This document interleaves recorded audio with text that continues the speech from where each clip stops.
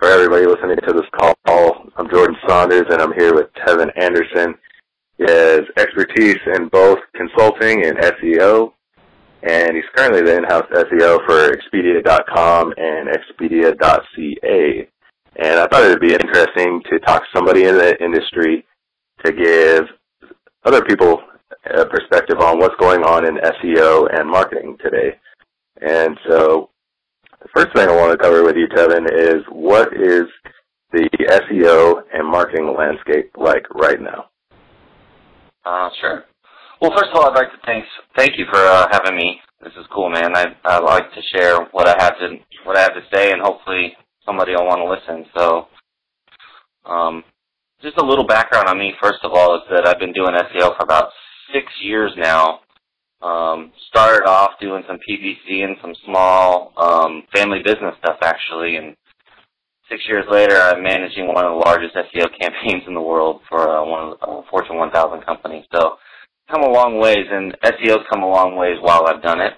And it kind of leads into your first question, which is what's the landscape right now? And SEO is an interesting world because it's always evolving, and what was true a year ago isn't always necessarily true today. And you know, how the search engine algorithms work, or how the search engines themselves work today, is a really interesting narrative to follow.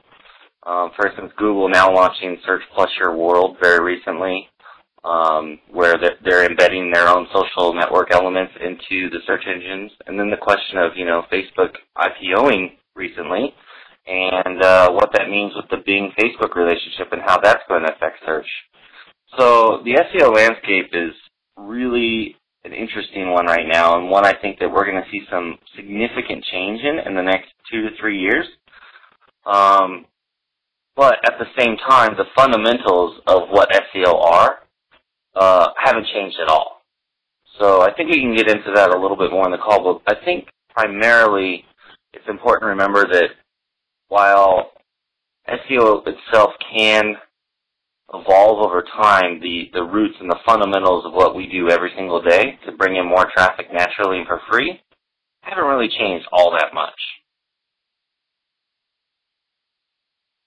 That makes sense, because it's been a while since I've had to build a natural SEO campaign, so thanks for your information on that. And with that said, I mean, I haven't been using AdWords very much lately, so what exactly is going on in PPC from your perspective right now? Like, is it still a viable option for startups and small businesses, or do you need a much larger budget than most small startups have nowadays? That's a really good question. So, first thing I will say is that while I did start in pay-per-click and AdWords marketing, it isn't where I spend most of my days. I do keep up with the industry news, but as to how to do it super effectively, that's not exactly my area of expertise. But what I do know about it, and what I have done with it recently, has been quite more difficult than it was, say, 5 years ago, because now you have these big players in the game, and you know, my company being one of them, where, you know, from a small business perspective, you have to compete with these guys with massive budgets that you know, don't necessarily,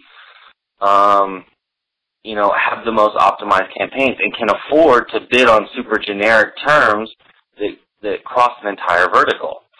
So, as an example, I worked on a project recently in the automotive industry, and we tried targeting super local keywords, yet at the same time, we couldn't even hit the first page with even a couple dollar bid, because there were 5 major players taking over the first page for anything automotive related, regardless of how granular or how long tail you made your keyword.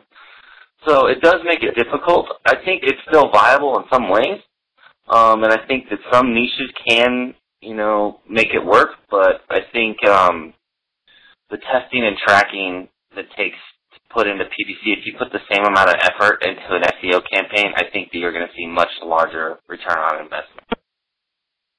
That makes sense, because, man, a couple of dollars a click, you have to be in a pretty lucrative niche or keyword to make dollars if you're paying $3 to $5 per click. I can't even imagine.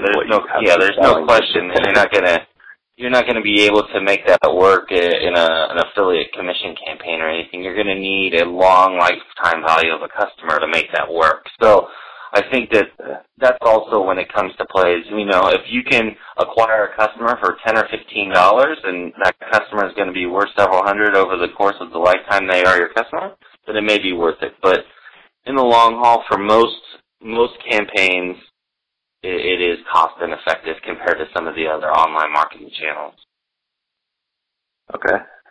And since I know that you've been involved in a number of startups and right now with your job, you're an expert on getting traffic.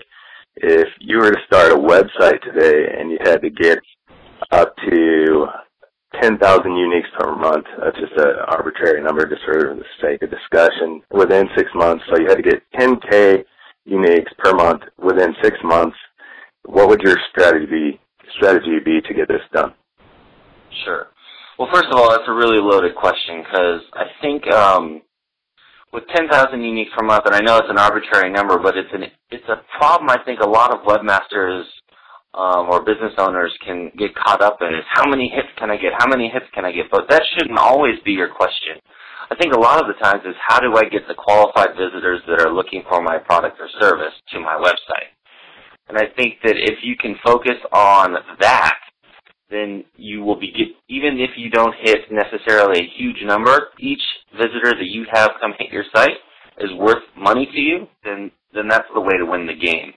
As an example, I ran a site a few months back on a campaign I was working on, and what was interesting about it is we didn't get that many unique visitors, quote unquote, to the site, but at the same time, each visitor that we had hit the site ended up converting to at least $1.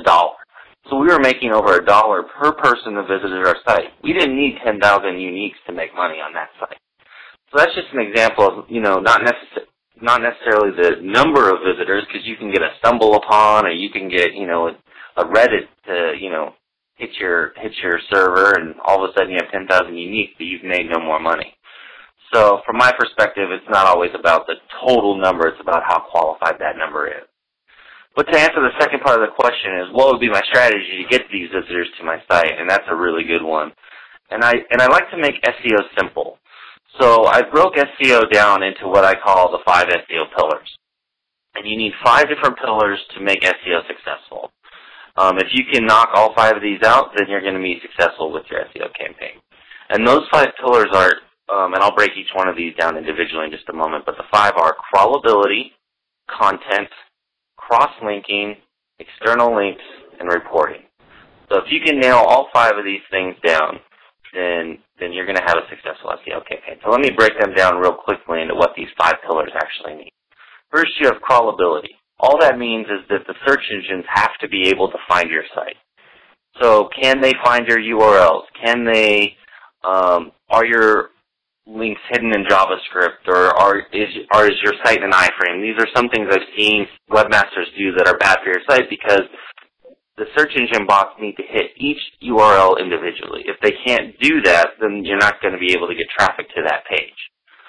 So the one simple answer for crawlability is, have you put together a sitemap yet? If you can put together an XML sitemap, put that to Google, that lists out all your URLs, they'll be able to find your entire site and they'll be able to crawl your site more effectively.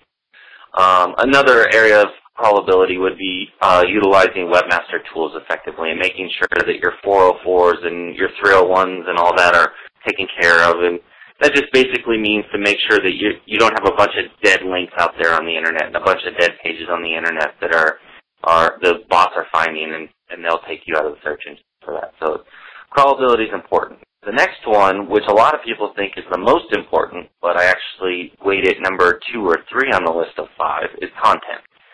So content just basically means, do you have unique and relevant information on your site relevant to a search query? So is the content on your site useful to your users, for one, but also unique and relevant to the search engines? Is it different than everything else out there? If it isn't, then you're probably not going to be able to compete. You need the content on your site to be able to compete in the search engine. Now, the next pillar is cross-linking. Now, cross-linking is on a tie with me with content. And it kind of even feeds itself into crawlability a bit as well. And it's how you internally link your pages on your site. Are you linking to different articles from within your own site? So basically, the object here with cross-linking is to make your site architecture as flat as possible. So what I mean by that is, how can they get to as many pages on your site as possible with as little clicks as possible from your home page? So if the search engine bots can get to every page on your site within 3 clicks, you're doing pretty well. If they have to click 15 folders deep to get to a certain page, chances are that page isn't going to get ranked highly in the index. And you can fix that by just doing good cross-linking. Are you cross-linking off of your home page, creating HTML sitemaps, things like that? Cross-linking is incredibly important, and I've seen it work effectively again and again, because you can use the authority of some pages on your site to pass authority to other pages on your site with keyword-rich optimized anchor text.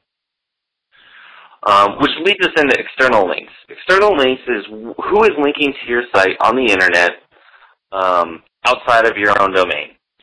So do you have other sites linking back to you? Believe it or not, this is the #1 aspect of SEO. Always has been and always will be.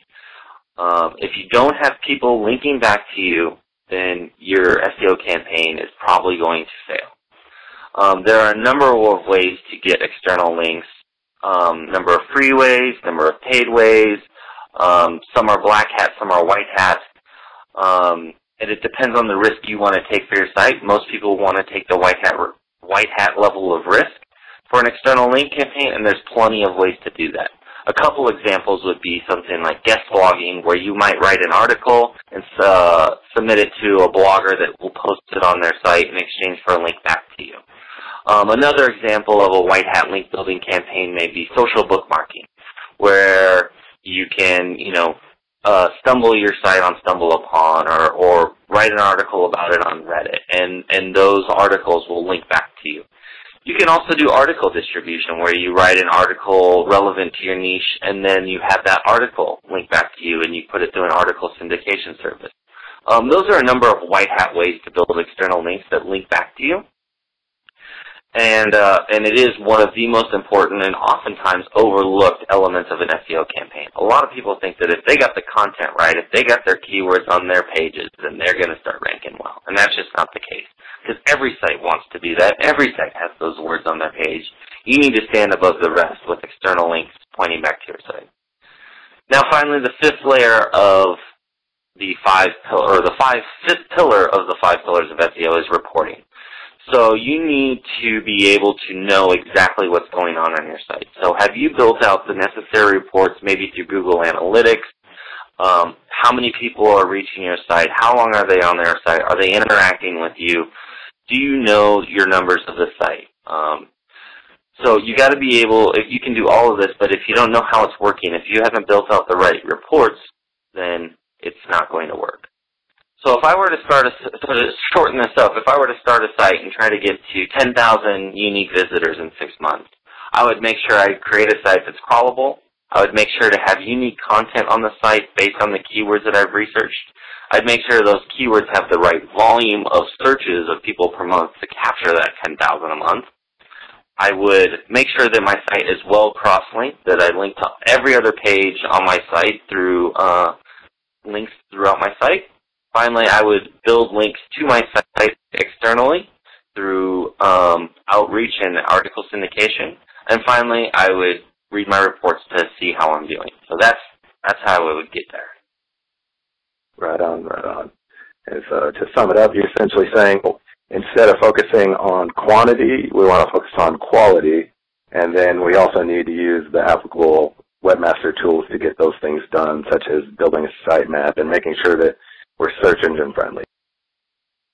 Absolutely.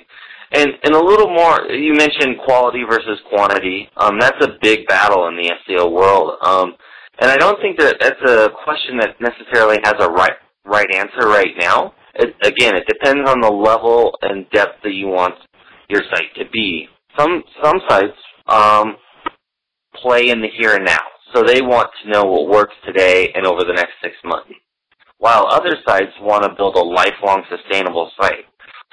So that will kind of dictate whether you want to go quantity or quality. Because if you go quantity, chances are it'll work today, but 6 months from now you might not be saying the same thing. Whereas quality, over time, while much slower growth, will lead to a much longer and stronger business model.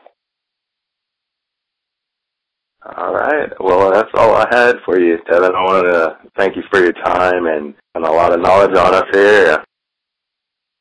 No problem at all, Jordan, and any time. All right. Take care. Thanks, Jordan. Bye.